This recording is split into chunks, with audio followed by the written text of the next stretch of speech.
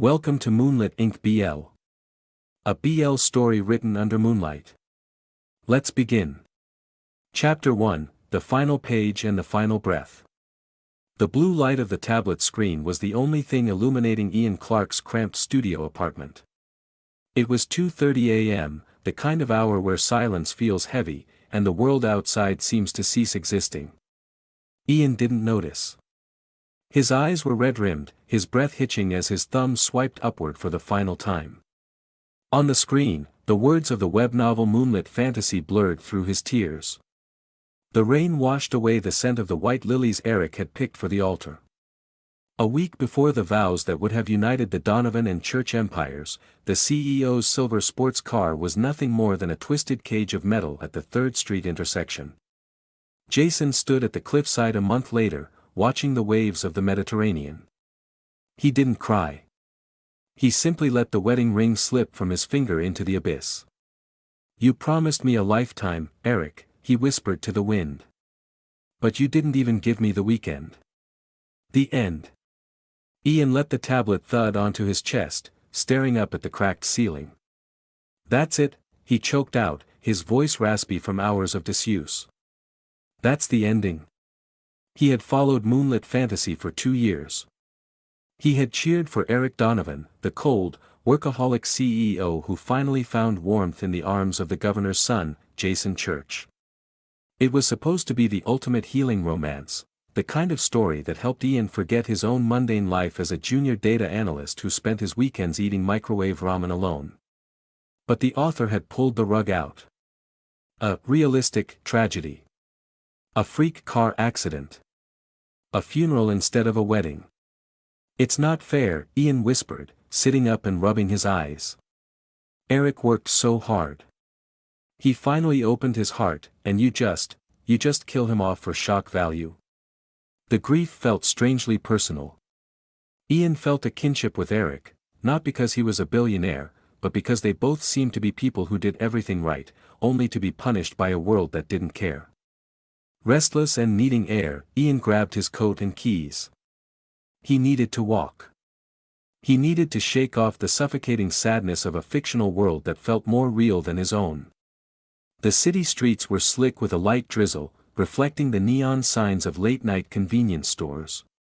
Ian walked aimlessly, his mind still stuck in the novel. He kept replaying the crash scene. If Eric had just left 5 minutes later. If he hadn't been driving himself. If someone had just been there to tell him to slow down. He reached the crosswalk at the main boulevard. The light was red. Ian waited, his hands shoved deep into his pockets. "I would have saved him," he thought bitterly. "If I were in that book, I wouldn't care about the plot or the destined romance. I'd just make sure he stayed alive." The pedestrian signal turned green. Ian stepped off the curb, his head down, his mind already drifting back to the mental image of Jason standing alone on that cliffside. A sudden, sharp screech of tires tore through the silence. Ian looked up. 2 blinding white orbs, headlights, rushed toward him at a terrifying speed. A black sedan had swerved to miss a stray dog, hydroplaning across the wet asphalt directly into the crosswalk. Time didn't slow down like it did in the movies. There was no montage of his life. There was only the sudden, visceral realization of his own mortality. "Oh," Ian thought, a strange calmness washing over him as the grille of the car loomed inches from his waist. "I guess I'm going to find out if there's a sequel after all." Crunch. The impact was a dull explosion of heat and pain. Ian felt himself tossed like a ragdoll, the world spinning in a nauseating blur of black sky and wet pavement. When he finally stopped moving, he was lying on his back. He couldn't feel his legs. He couldn't even feel the rain on his face anymore. The last thing he saw before the darkness swallowed him was a flickering street lamp above. It looked like a dim, fading moon. Save him, his mind flickered one last time, a dying ember of a thought. Someone, please save Eric. Then, the moon went out. The darkness wasn't empty. It felt like being submerged in lukewarm water. There were voices, muffled, distant, like people talking in the next room. Heart rate is stabilizing. Ivan? Can you hear me? Ivan? Ivan? Ian thought groggily. No, my name is Ian. You've got the wrong guy. He tried to open his eyes, but his eyelids felt like they were glued shut with lead. A hand grasped his, a large, warm hand that felt calloused and strong. It was a grounding sensation in the middle of the void. Don't you dare do this to me, a deep, velvety voice commanded. It was a voice that sounded like expensive whiskey and late-night secrets. It was a voice Ian recognized from the descriptions in a book he had read 1,000 times. Wake up, Ivan. That's an order. Welcome to Moonlit Inc. BL. A BL story written under moonlight. Let's begin. Chapter 1, The Final Page and the Final Breath. The blue light of the tablet screen was the only thing illuminating Ian Clarke's cramped studio apartment. It was 2:30 a.m., the kind of hour where silence feels heavy, and the world outside seems to cease existing. Ian didn't notice. His eyes were red-rimmed, his breath hitching as his thumb swiped upward for the final time. On the screen, the words of the web novel Moonlit Fantasy blurred through his tears. The rain washed away the scent of the white lilies Eric had picked for the altar. A week before the vows that would have united the Donovan and Church empires, the CEO's silver sports car was nothing more than a twisted cage of metal at the 3rd Street intersection. Jason stood at the cliffside a month later, watching the waves of the Mediterranean. He didn't cry. He simply let the wedding ring slip from his finger into the abyss. You promised me a lifetime, Eric, he whispered to the wind. But you didn't even give me the weekend. The end. Ian let the tablet thud onto his chest, staring up at the cracked ceiling. That's it, he choked out, his voice raspy from hours of disuse. That's the ending. He had followed Moonlit Fantasy for 2 years. He had cheered for Eric Donovan, the cold, workaholic CEO who finally found warmth in the arms of the governor's son, Jason Church. It was supposed to be the ultimate healing romance, the kind of story that helped Ian forget his own mundane life as a junior data analyst who spent his weekends eating microwave ramen alone. But the author had pulled the rug out. A realistic tragedy. A freak car accident. A funeral instead of a wedding. It's not fair, Ian whispered, sitting up and rubbing his eyes. Eric worked so hard.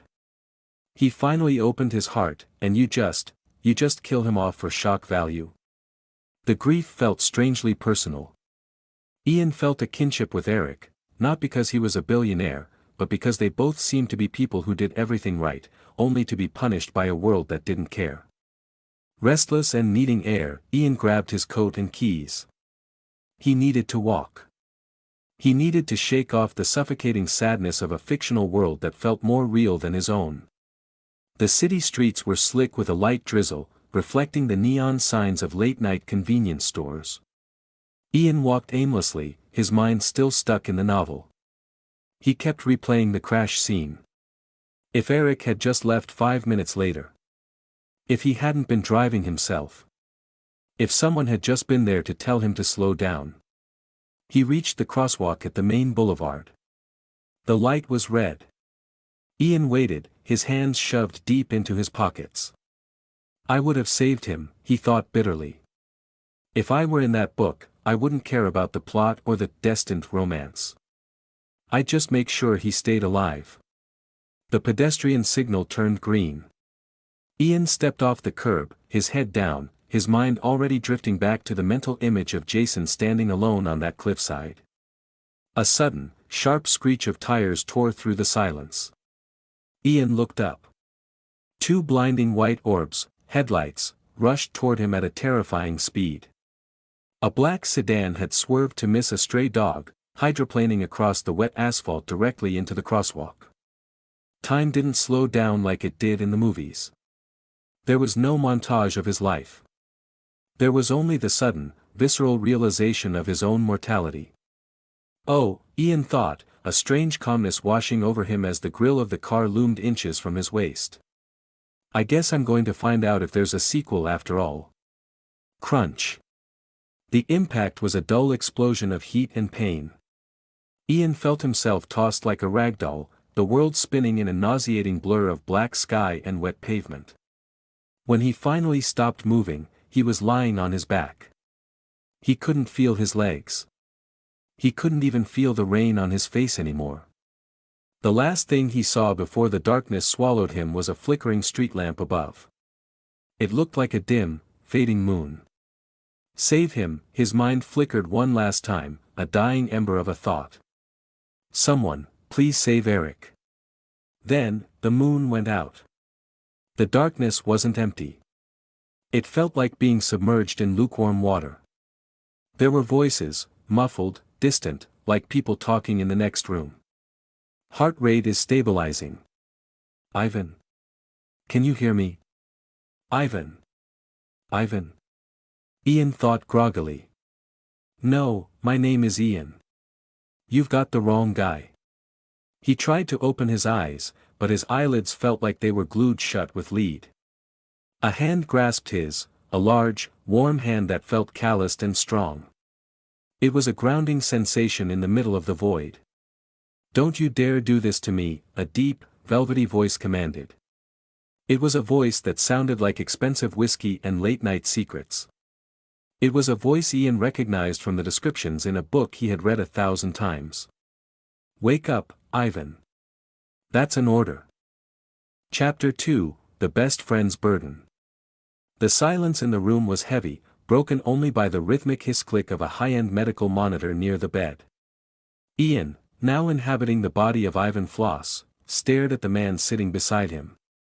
Eric Donovan looked exactly as the novel had described, sharp, obsidian hair swept back from a forehead that seemed perpetually creased with the weight of a multi-billion-dollar empire.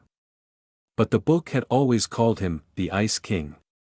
The man currently crushing Ian's hand until the knuckles turned white didn't look like ice. He looked like he was vibrating with a controlled, desperate energy. Why are you looking at me like I'm a ghost? Eric's voice was a low rasp. Ian's voice failed him. His throat felt like it had been scraped with sandpaper. The doctor said it was a vasovagal syncope brought on by extreme stress, Eric continued, his eyes narrowing. He didn't let go of Ian's hand. They found you collapsed in your study. You haven't slept in 3 days, have you? Working on the merger logistics? Or was it the wedding planning? The wedding. The word hit Ian like a physical blow. In the novel, Ivan Floss was the perfect best friend. He was the one who handled the guest lists, the one who vetted the security for the church family, and the one who stood silently in the background while Eric fell for Jason. I'm fine, Eric. Just dizzy, Ian managed to say, trying to pull his hand away. Eric finally released him, but the intensity in his gaze didn't waver. You're not fine. You're pale, you've lost weight, and you're acting like you don't recognize your own bedroom. If this is about the Donovan Church contract, Ivan, I told you, I can handle the governor. You don't need to kill yourself for my sake. But the original Ivan did, Ian thought with a chill. He didn't just collapse. He gave up. I need some air, Ian whispered. And some water. Alone, please. Eric lingered, his shadow stretching long across the Persian rug. For a moment, it looked like he wanted to say something else, something that wasn't about business or weddings, but the mask of the CEO slid back into place. Fine. I'll be in the library. If you so much as sneeze, the nurse will call me. Don't test me, Ivan. Once the heavy oak door clicked shut, Ian scrambled out of bed. His legs were shaky, but he made it to the ensuite bathroom. He splashed cold water on his face and looked into the mirror.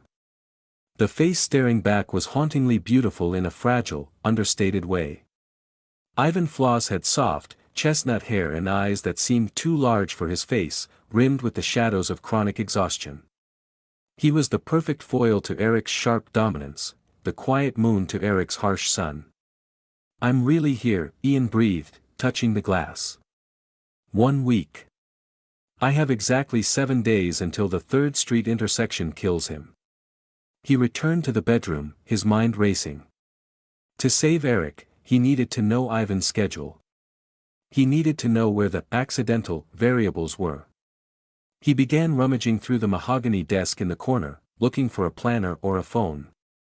Hidden beneath a stack of wedding invitations, Eric and Jason, a night of stars, he found a leather-bound journal. He opened it, expecting to find meeting notes or perhaps a list of Eric's favorite wines. Instead, the first page he landed on made his heart stop. June 12th. He asked me to be his best man today. He smiled when he said it, that small, rare smile he only saves for when he's truly happy. I told him it would be an honor. I lied. Every word I speak to him now feels like a shard of glass in my throat. How am I supposed to stand behind him and watch him pledge his life to a man who doesn't even know how he takes his coffee?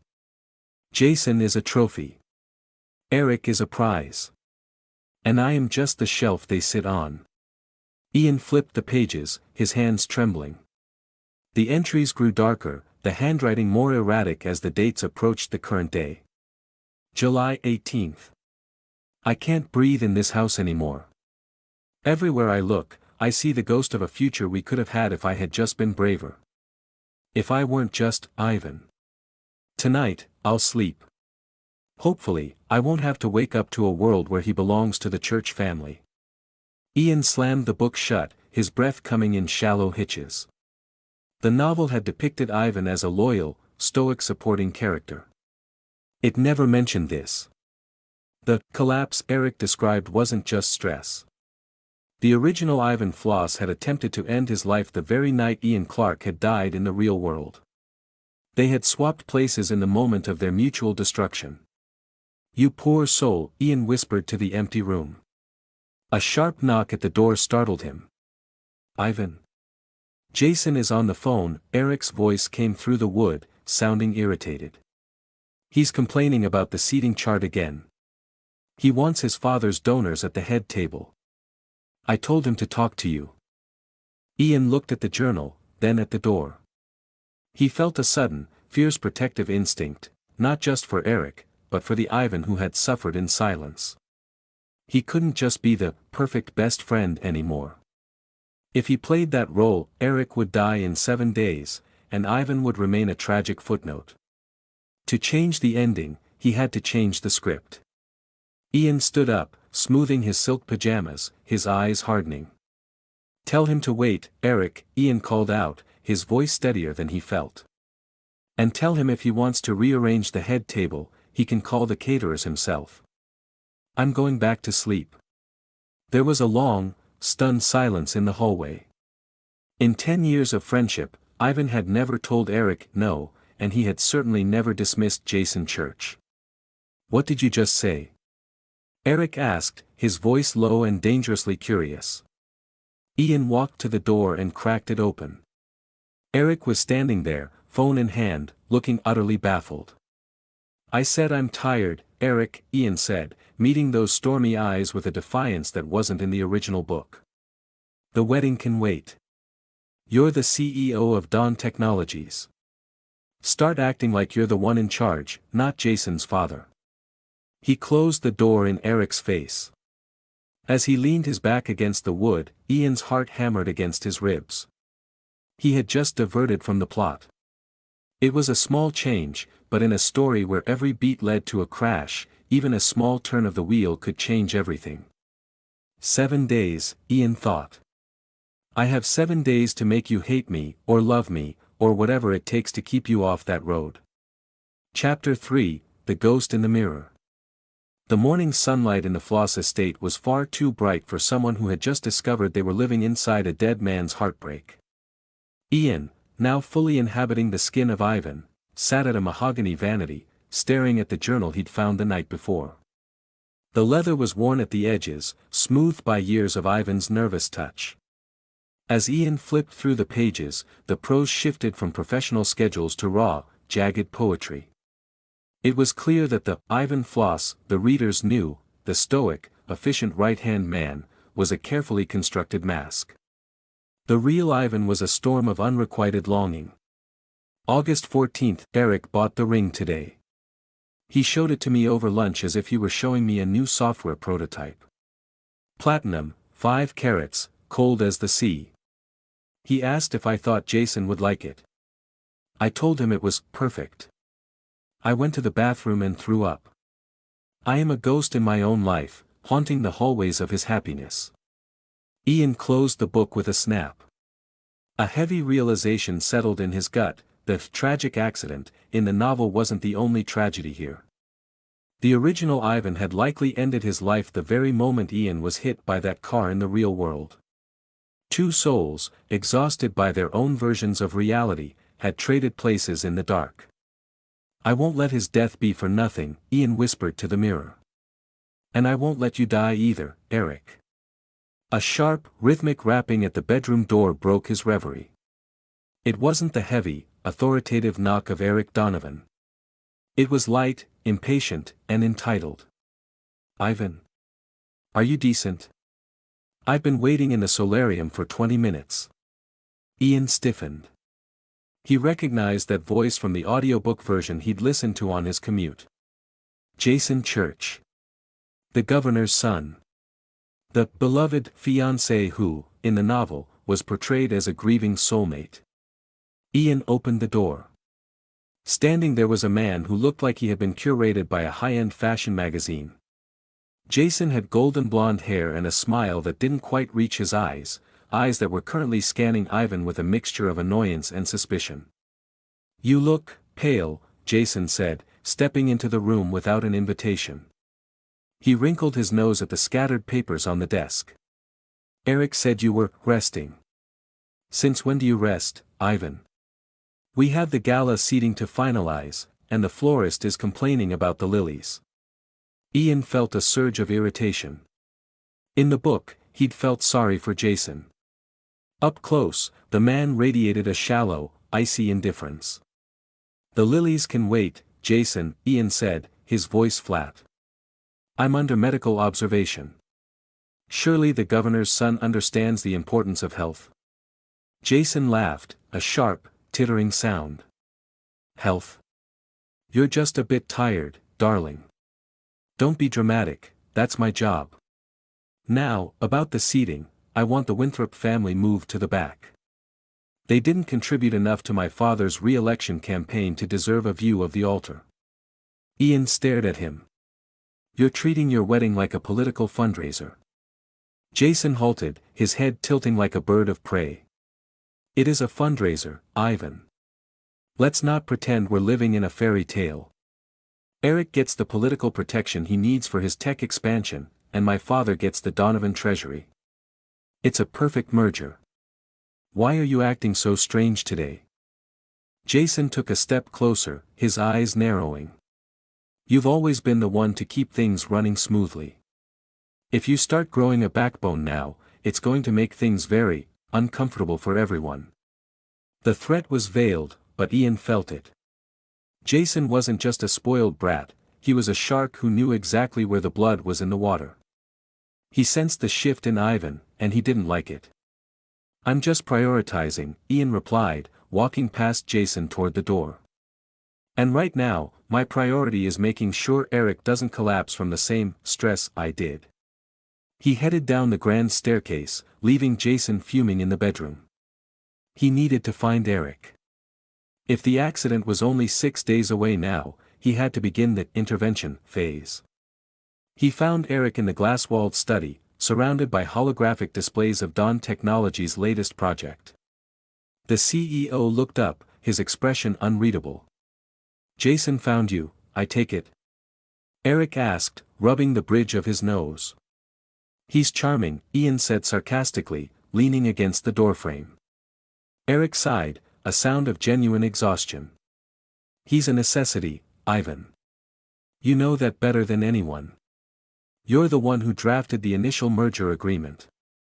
Ian felt a pang of guilt for the original Ivan. He had literally written the contract that handed the man he loved over to a predator. "Plans change, Eric," Ian said softly. "The contract isn't the person. Have you even asked yourself if you want to do this? Not for the company. For you." Eric went still. The blue glow of the monitors cast long, sharp shadows across his face. He looked at Ivan, really looked at him, for the first time since he'd woken up. "You're asking dangerous questions, Ivan," Eric said, his voice dropping an octave. "Questions you've never asked in 15 years. Maybe I should have asked them sooner," Ian replied. As they stood there, the tension between them stretched thin.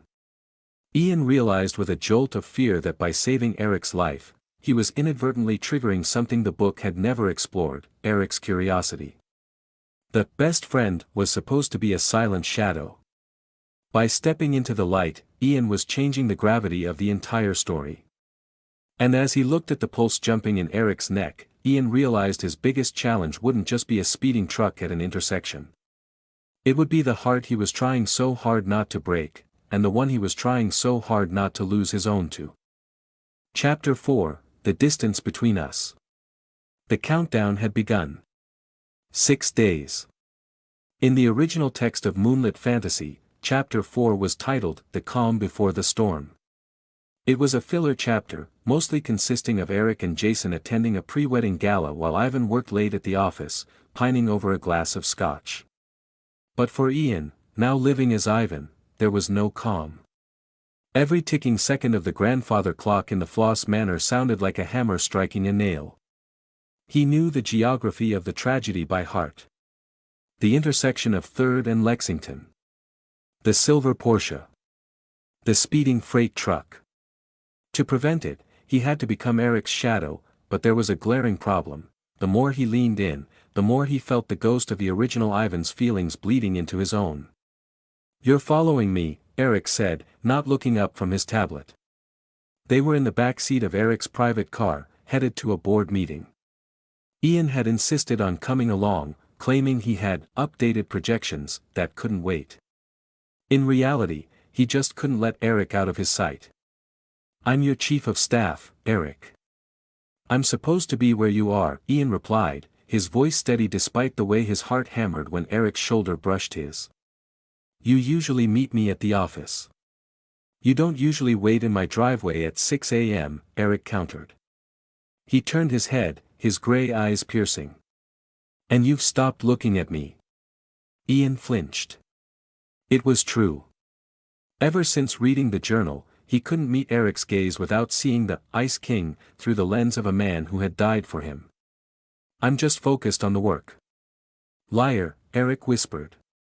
He reached out, his fingers hovering near Ian's chin, threatening to turn his face toward him. "You're skittish. You're acting like I'm a ticking bomb." "You are," Ian thought. "In 6 days, you're going to explode into a million pieces if I don't stop you." Ian jerked his head away, creating a deliberate gap between them. "I just need some professional distance, Eric. With the wedding coming up, things are getting complicated." The air in the car turned frigid. Eric pulled his hand back, his jaw tightening. "Distance. Right. That's what you want.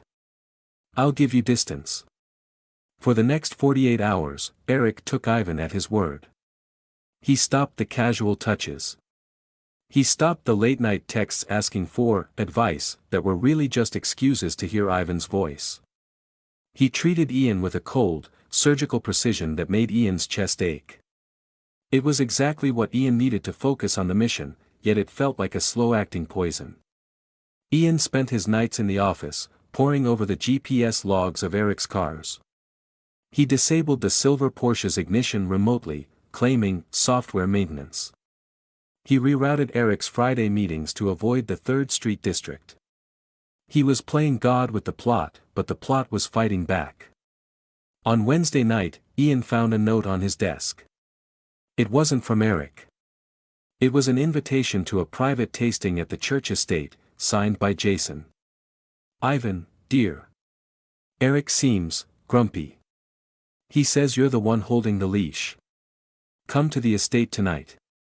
Let's discuss how to put the leash back on the dog before the ceremony." Ian didn't go to the tasting.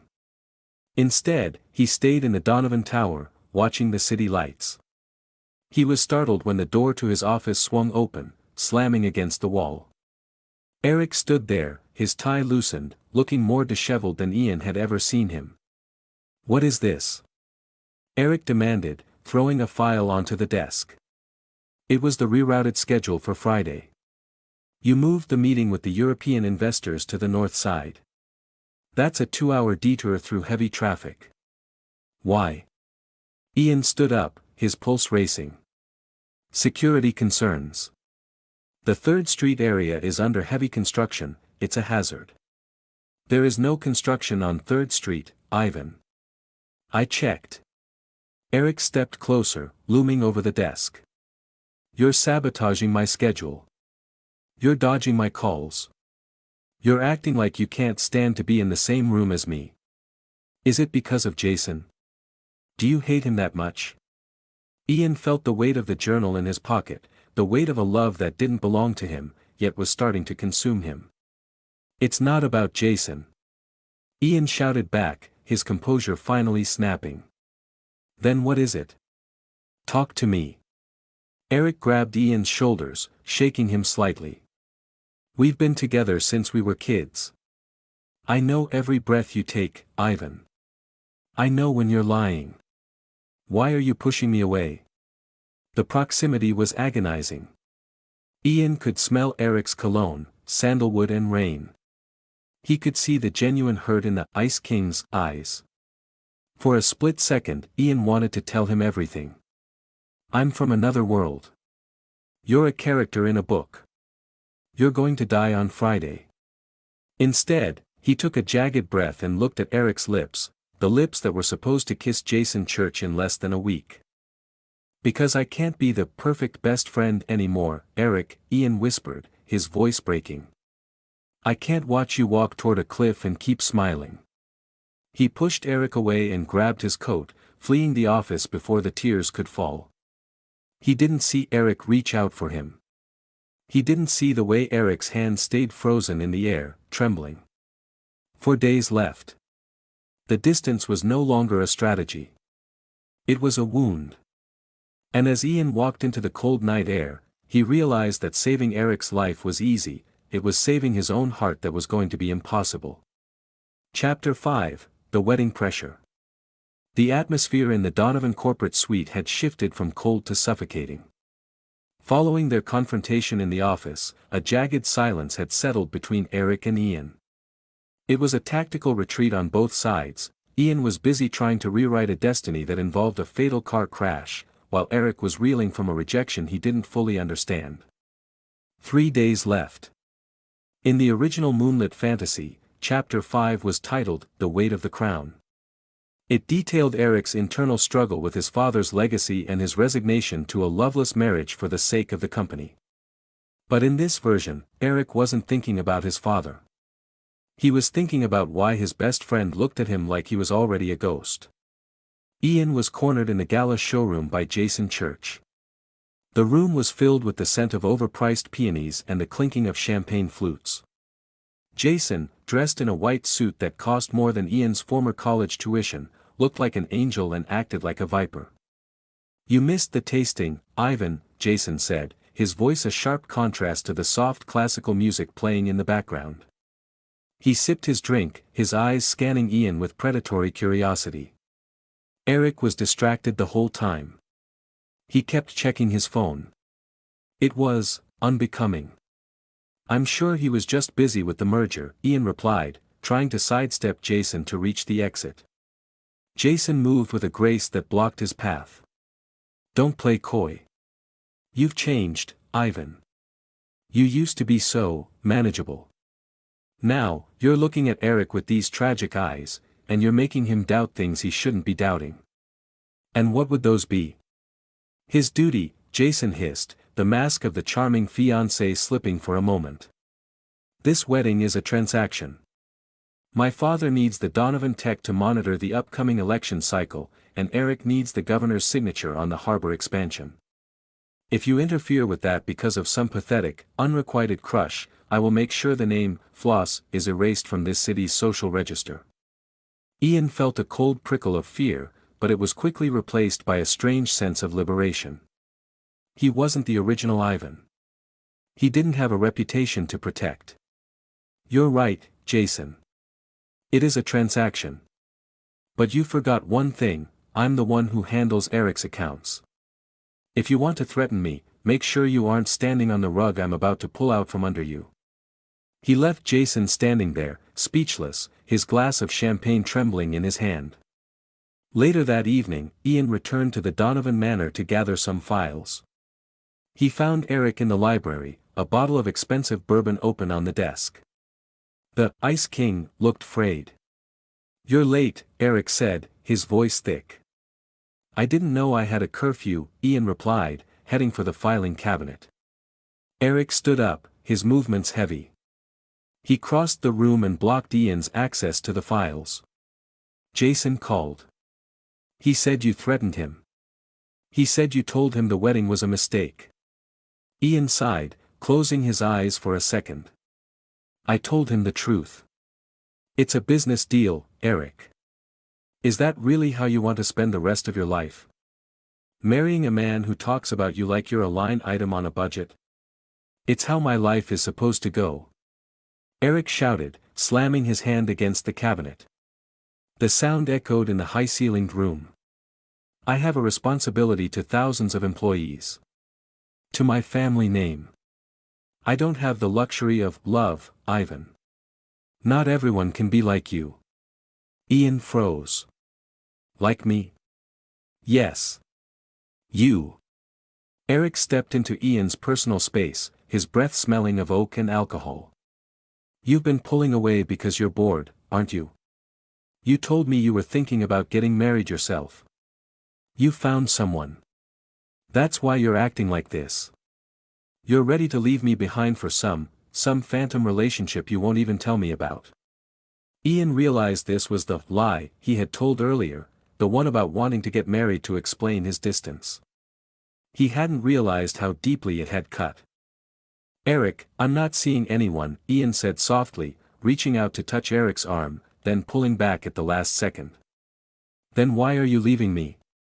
Eric's voice broke, the Ice King melting into something raw and terrifyingly vulnerable. "If there's no one else, then why can't you just stay where you've always been? Right next to me?" "Because staying next to you is killing me," Ian whispered. He didn't mean it figuratively. He meant that every second he spent with Eric, he fell further into a love that was doomed by a truck at an intersection. He meant that the original Ivan had already died from this proximity. Eric's eyes darkened with a mixture of fury and despair. "Fine. If it's so painful to be near me, then go. Get out. Don't come to the office tomorrow. Don't come to the rehearsal dinner.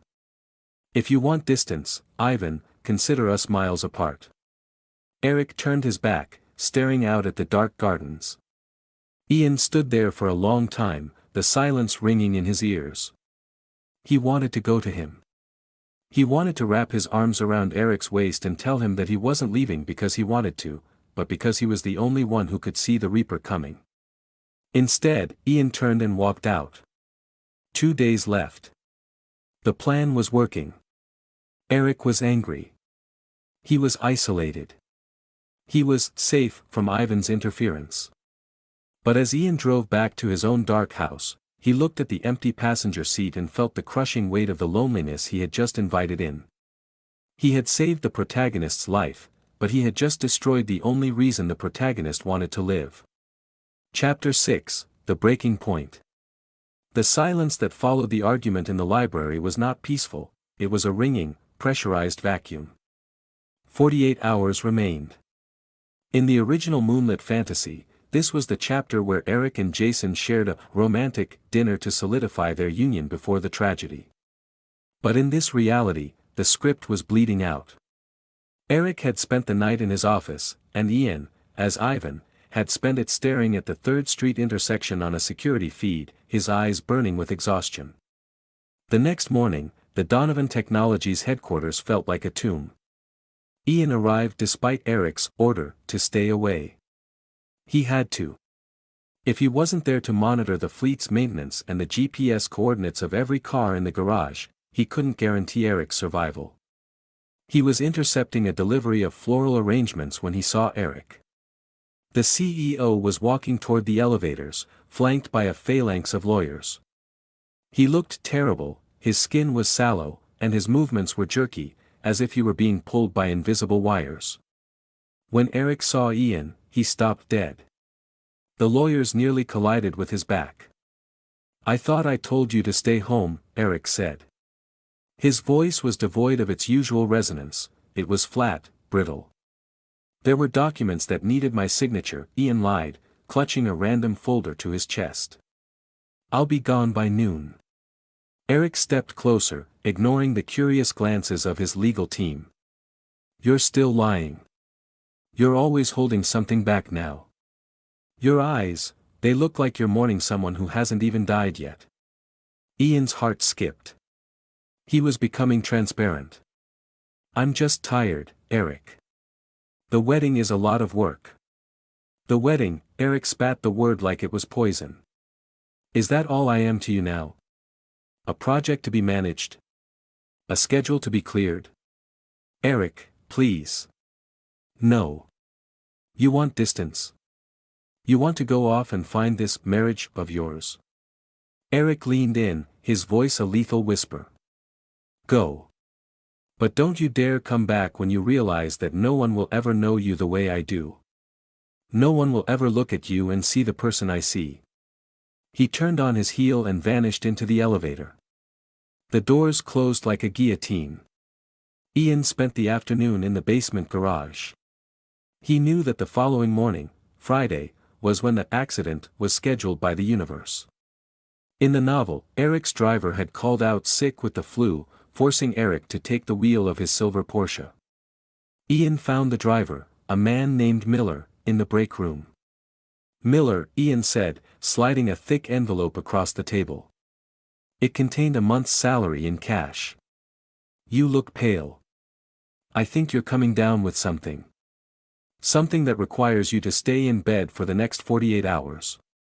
Miller looked at the envelope, then at Ivan's desperate, bloodshot eyes. "Mr. Floss. Is everything all right? Just take the money and go home, Miller. Don't answer your phone. Don't come in tomorrow. If anyone asks, you had a fever of 104. With the driver out of the way, Ian went to the Porsche. He opened the hood, intending to disable the engine, but his hands shook too violently. He realized that if he disabled the car, Eric would simply take another one. If he blocked the road, Eric would take a detour. The plot was a living thing. It wanted Eric at that intersection. It hungered for the tragedy. "If I can't stop the car from being there," Ian thought, leaning his forehead against the cold metal of the vehicle, "then I have to be the one behind the wheel. I have to control the impact." Later that evening, the tension finally boiled over. Ian was leaving the building when he was intercepted by Eric in the lobby. Eric wasn't alone, Jason was there, looking triumphant. "There he is," Jason said, crossing his arms. "The man of the hour. Eric, tell him what we found." Eric looked at Ian with a coldness that made the previous night's anger look warm. "The security team flagged unauthorized access to the garage logs today, Ivan. And Miller just called me. He felt guilty. He said you tried to bribe him to stay home tomorrow." Ian felt the world tilt. He had been too sloppy. He had underestimated the Ice King's grip on his own kingdom. "I was trying to protect you," Ian whispered. "Protect me from what?" Eric roared, his voice echoing in the marble lobby. "From my own wedding. From my driver. You're acting like a madman. Jason is right, you've lost your mind because you can't handle me moving on. It's not about that. Then what is it? Tell me the truth, or get out of my sight forever." Ian looked at Jason, who was smirking, and then at Eric, whose face was a mask of betrayal. He couldn't say it. If he told Eric the truth, Eric would think he was having a psychotic break. He would be committed, and there would be no one left to stop the truck. I just can't stand the thought of you being with him," Ian lied, the words feeling like ash. "I wanted to delay the wedding. I wanted more time. Eric's expression shifted from anger to a profound, hollow disappointment. You'd sabotage my life for a whim?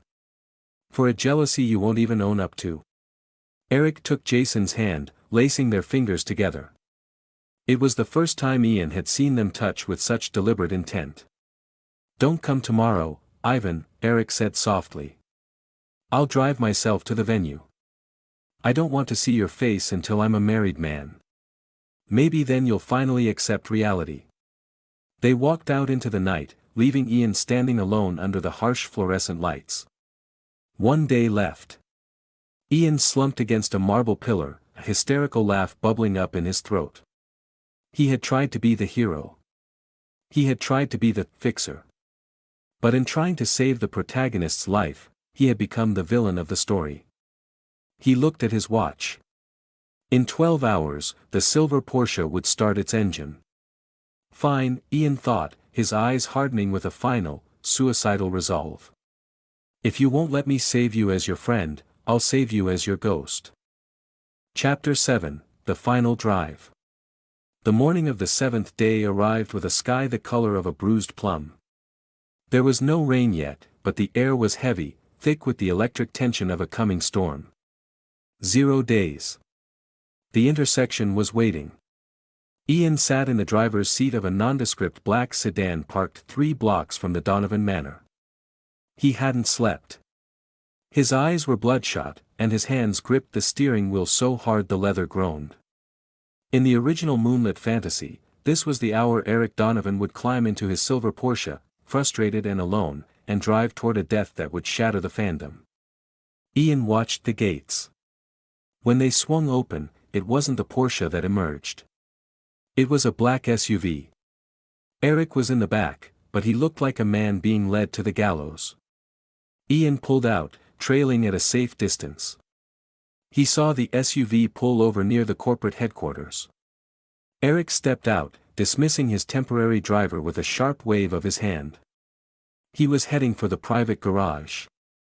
He was going for the Porsche. This was it. The plot was correcting itself. As Eric reached for the door handle of the silver sports car, a shadow detached itself from the concrete pillars. Get in the passenger seat, Eric. Eric jumped, spinning around. When he saw Ian, his face contorted into a mask of pure, unadulterated fury. Are you stalking me now? I told you, I don't want to see you until the ceremony. I don't care what you want, Ian said, his voice eerily calm. He looked at Eric, memorizing the line of his jaw, the way his hair caught the dim garage light. He looked at him with the hunger of a man seeing a sunset for the last time. You're not driving today. I am. You're overstepping, Ivan. This is a company car, and I am your employer. Then fire me, Ian stepped closer, staring Eric down. Fire me, hate me, sue me. But you are not driving through that intersection alone. If you want to get to your wedding, you'll get in the car. There was something in Ian's eyes, a jagged, desperate certainty, that stopped Eric's protest. It was the look of a man who had already seen the end of the world and was simply waiting for the fire. Without another word, Eric walked around and climbed into the passenger seat. Ian got behind the wheel. The engine roared to life, a sleek, mechanical beast that felt like a coffin on wheels. They drove in a silence so heavy it felt like a physical weight on Ian's chest. He navigated the city streets with mechanical precision, his eyes constantly scanning the mirrors, the side streets, the shadows. Why are you doing this? Eric asked quietly as they passed the 5-mile mark. The anger had faded, replaced by a haunting confusion. Is this about the person you liked? The one you couldn't confess to? Ian swallowed hard. The lie from days ago was now his only truth. Yeah. It's about him. Tell me about him, Eric said, looking out the window. If this is the last time we're going to be friends, before everything changes. I want to know who stole you away from me. Ian felt a tear prick at the corner of his eye. He didn't wipe it away. He's stubborn. He's brilliant. He thinks he has to carry the whole world on his shoulders because he's afraid if he lets go, he'll disappear. He's the kind of man who would marry someone he doesn't love just to keep a promise to a ghost. Eric went very still. He turned his head slowly to look at Ian. Ivan. He's my best friend, Ian continued, his voice trembling as he turned the wheel onto 3rd Street. And I've loved him in 2 different lifetimes. But he's a protagonist, Eric. And I'm just a side character meant to keep the story going. What are you talking about? Lifetimes? Side characters? Eric reached out, his hand hovering over Ian's on the gear shift. Ivan, look at me. You're talking like. I'm sorry for being cold, Ian interrupted, his gaze fixed on the road ahead. The intersection was 3 blocks away. And I'm sorry for the letter you're going to get. I just wanted you to live. That's the only plot I ever cared about. Up ahead, through the mist of the morning, Ian saw it. A massive, heavy-duty freight truck was barreling down Lexington. It wasn't slowing down. It was moving at a speed that suggested the brakes had failed or the driver had fallen asleep. It was the tragic accident. It was the hand of fate reaching into the world of Moonlit Fantasy. Ian didn't hit the brakes. He calculated the trajectory in a split second, the math of a man who had read this scene 100 times. If he swerved left, the truck would hit Eric's side. If he stayed straight, they would both die. But if he accelerated and jerked the wheel to the right. I love you, Eric, Ian whispered. Ivan, no. Ian slammed his foot on the gas and yanked the steering wheel hard to the right. The Porsche fishtailed, its tires screaming against the asphalt. He positioned the car so that the driver's side, his side, was directly in the path of the oncoming steel giant. The last thing Ian saw was Eric's face, not the face of the Ice King, but a man screaming in pure, agonizing terror, reaching across the center console to pull him away. Then, there was only the sound of shattering glass and the feeling of the world collapsing into white, hot light. Chapter 8, The Intersection of Fate. The world did not end with a bang. It ended with the sound of 1,000 crystal chandeliers shattering at once. For Eric, the moment of impact was a strobe light of disjointed images, the wall of rusted steel rushing toward them, the smell of burning rubber, and Ivan's profile, composed, resolute and terrifyingly peaceful. Then, the world tilted. The silver Porsche, a masterpiece of German engineering, was tossed like a toy. Eric felt the violent jerk of the seatbelt cutting into his chest, the roar of the side curtain airbags deploying like white ghosts. But through the chaos, he felt something else. A weight. A warmth. In the microsecond before the steel met the door, Ivan had unbuckled. He hadn't tried to jump. He had thrown himself across the center console, his body a human shield between Eric and the incoming death. When the spinning stopped, the silence was more violent than the crash. The car lay on its side, the wheels still spinning with a pathetic, rhythmic clicking. Smoke curled from the crumpled hood. Eric blinked, his vision swimming in a haze of red and gray. His ears were ringing, a high-pitched drone that blocked out the sound of the city. Ivan, he croaked. He tried to move, but his right arm was pinned. He looked down. Ivan was slumped over him, his head resting on Eric's chest. The side of the car, Ivan's side, was no longer there. It was a jagged cave of crushed metal. Ivan. Hey, wake up. Eric's voice rose, cracking with a panic he had never known. He used his free hand to cup Ivan's face. It was warm, but a dark, thick crimson was beginning to map the lines of Ivan's cheek, flowing from his hairline. Ivan's eyes fluttered open. They were glassy, unfocused, searching for Eric's face through the gloom of the wreckage. Eric. It was barely a breath. I'm here. I'm right here. Don't move, okay? I'm calling for help. Eric fumbled for his phone, his fingers slick with blood that wasn't his own. No. Ivan's hand, trembling and weak, caught Eric's wrist. Stay. Just, stay. Outside, the distant wail of sirens began to rise, but inside the twisted metal, time had slowed to a crawl. You idiot, Eric sobbed, the tears finally breaking through. Why did you do it? You saw it coming.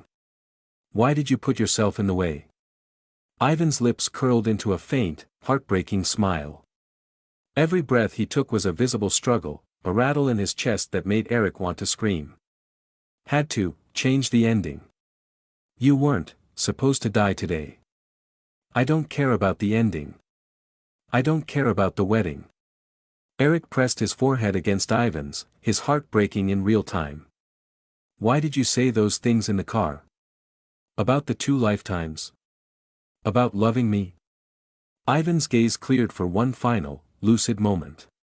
He looked at Eric not as a side character looking at a protagonist, but as a man who had finally reached the end of a long, lonely journey. In my world, you were just a story, Ivan whispered. But here, you're the only thing that's real. I love you, Eric Donovan. Not because I have to. Because I couldn't help it. Ivan's grip on Eric's wrist slackened. His head grew heavy against Eric's shoulder. Ivan. Ivan, look at me. Open your eyes. Eric screamed, his voice raw. He shook him gently, then with more desperation. You can't leave. You said you were my best friend. You said you'd be there. Ivan. But the man in his arms was still. The perfect best friend had finally finished his last task. He had ensured the protagonist's survival. When the paramedics finally cut them out of the wreckage, they had to pry Eric away. He was covered in Ivan's blood, his tuxedo, the one he was supposed to wear to marry Jason Church, ruined and stained. He stood on the asphalt of 3rd Street, watching them load the gurney into the ambulance. The freight truck driver was being led away in handcuffs, sobbing about brake failure. The crowd of onlookers was growing, filming the scene on their phones. Eric looked down at his hands. They were shaking. He remembered the way Ivan had looked at him over the years, the silent support, the quiet smiles, the way he always knew exactly what Eric needed before Eric even knew it. He thought of the journal Ivan had been hiding. He thought of the way he had treated him these last few days, with coldness, with jealousy, with arrogance. He had spent his whole life looking for a perfect partner, to build an empire with, never realizing that the person who held his soul had been walking 3 steps behind him all along. Sir, we need to take you to the hospital, a medic said, touching his arm. Eric didn't hear him. He was looking at the intersection. The light was green now. The traffic was moving again. The world was continuing as if nothing had happened, as if the heart of his world hadn't just stopped beating to keep his own going. He saved me, Eric whispered to the wind. And I didn't even tell him. I didn't even tell him I loved him back. The realization hit him harder than the truck ever could. He wasn't the Ice King anymore. He was just a man standing in the wreckage of a story that had gone horribly, beautifully wrong. Chapter 9, A Confession in Crimson. The hospital was a blur of sterile white corridors and the smell of antiseptic, a stark contrast to the iron and copper scent of the wreckage. Eric sat in a private waiting room, his head bowed, still wearing the shredded remnants of his dress shirt. The doctors had treated him for a concussion and a fractured arm, but he felt nothing, no physical pain could penetrate the absolute, hollow numbness that had settled in his marrow. A nurse entered quietly, placing a small plastic bag on the table. It contained Ivan's personal effects, a shattered phone, a wallet, and a single, crumpled envelope addressed in a frantic, elegant hand. This was in his inner pocket, she said softly. It's addressed to you. The unfinished wedding. Before he could open it, the door burst open. Jason Church marched in, followed by his father, the governor. Jason looked ruffled, his golden hair slightly out of place, but his primary emotion wasn't grief, it was irritation. Eric. Thank God you're conscious, Jason said, ignoring the blood on Eric's clothes. The press is outside. We've released a statement saying the wedding is postponed due to a minor vehicular incident. My father has the chief of police suppressing the details of the driver. We can reschedule for next month once you've healed. Eric looked up. For the first time, he saw Jason not as a social peer or a political partner, but as a stranger. A shallow, flickering candle compared to the sun he had just lost. Next month? Eric's voice was a jagged shadow of its former self. The merger, Eric, the governor added, his voice booming. The markets are already volatile. We need the union to stabilize the Donovan stock. Ivan's death is, unfortunate. A tragedy for the staff. But we have a schedule. A tragedy for the staff. Eric stood up. His fractured arm was in a sling, but he loomed over the governor with a sudden, terrifying intensity. He was my life. He was the reason I'm standing here breathing while he's in a morgue 2 floors down. And you're talking about stock prices? Eric, don't be dramatic, Jason sighed. Ivan was a dedicated employee, but let's be honest, he was always a bit too attached. Now, sign the press release so we can. Get out. Jason blinked. Excuse me. Get out. Both of you. Eric stepped forward, his eyes burning with a cold fire that made even the governor flinch. The wedding is cancelled. The merger is dead. I will spend every cent of the Donovan treasury fighting your re-election if I ever see your faces again. Get out. When the door slammed shut behind them, Eric collapsed back into his chair. The silence returned, heavier than before. He reached for the plastic bag and pulled out the envelope. The paper was slightly damp. Eric's hands shook as he unfolded it. The handwriting started steady but became rushed, as if the writer knew time was running out. To Eric. If you're reading this, it means the intersection didn't claim you. It means the tragic ending I read about in a book a world away has been rewritten. I hope you're okay. I hope you're angry at me for being reckless, because anger means you're alive to feel it. I have a secret I never told you, not even in the car. My name isn't really Ivan Floss. I mean, the body is his, but the soul inside, the one writing this, is a man named Ian. I died in another world and woke up here, in your story. I came here because I loved you as a character, but I stayed because I loved you as a man. I found Ivan's journal, Eric. He loved you so much it broke him. He died the night I arrived because he couldn't face your wedding. He was the best of us. Please, don't let his sacrifice be for a life you don't want. Don't marry Jason out of duty. Don't be the Ice King for a world that doesn't care if you freeze. You told me once that I was the only one who truly saw you. Well, I'm seeing you now. You're brave, and you're kind, and you deserve a love that isn't a transaction. Even if I'm not there to see it, please, live a life that makes the original Ivan proud. Live a life that makes me glad I crossed universes just to save you. I'll find you again, Eric. In another book, another world, another life. I'll be the one waiting for you at the end of the aisle next time. Always yours. Ian and Ivan. The letter slipped from Eric's fingers, drifting to the linoleum floor. He didn't scream. He didn't throw things. He simply leaned forward, buried his face in his one good hand, and let out a low, guttural sob that tore through the quiet room.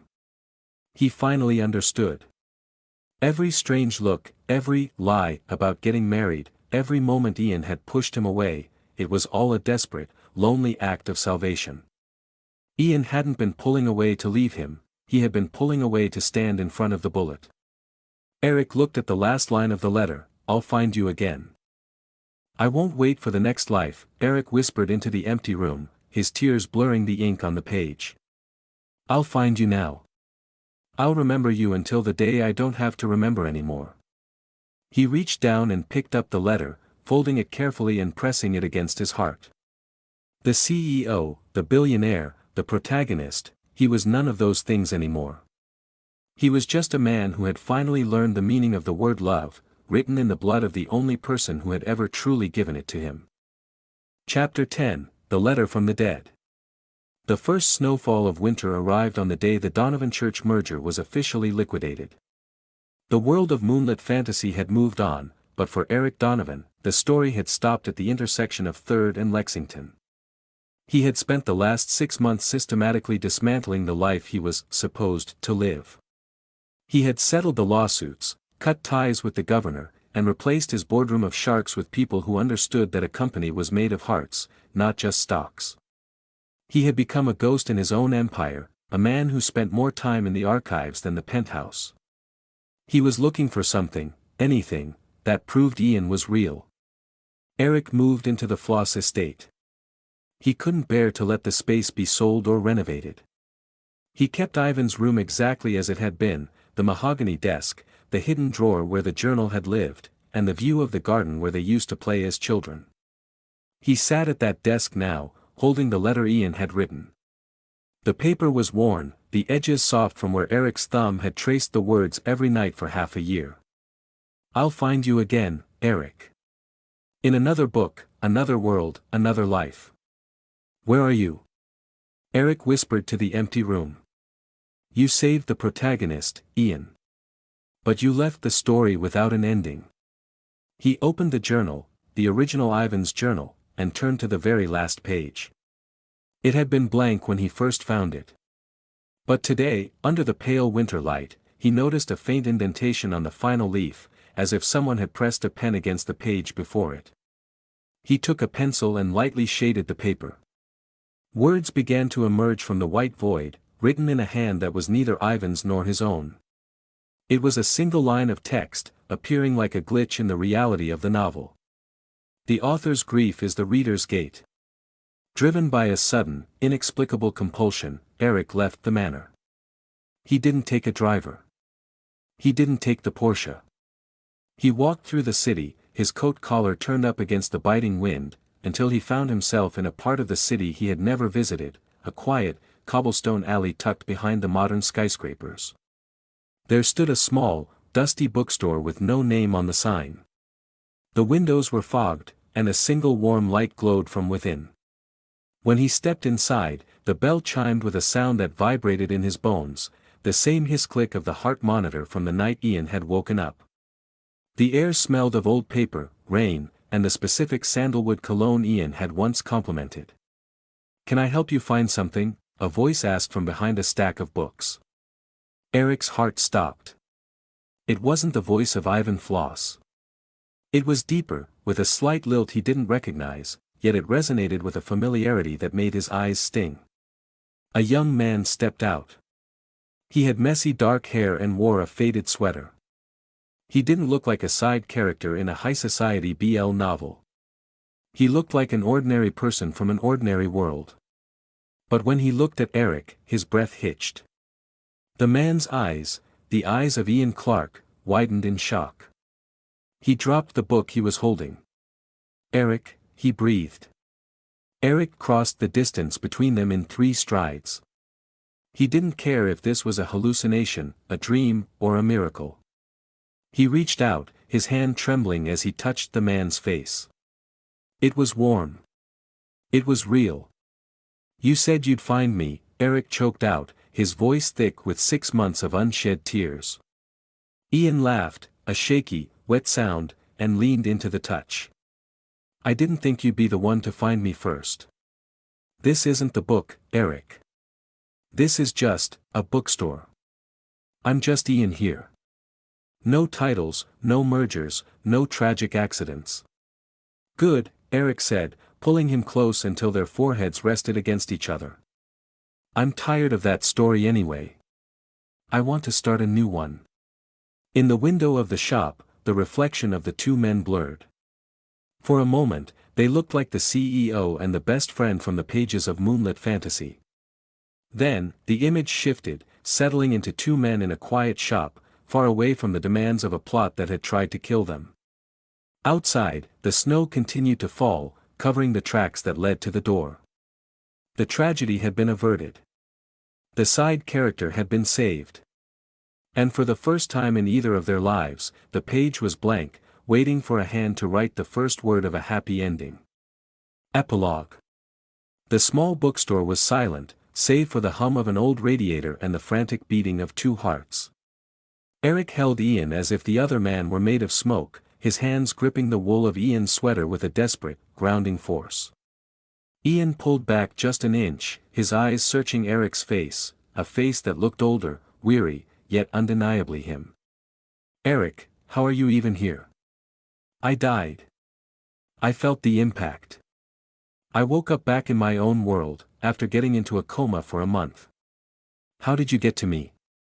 Eric let out a ragged breath, his gaze dropping for a moment as he recalled the transition that defied every law of the world he had known.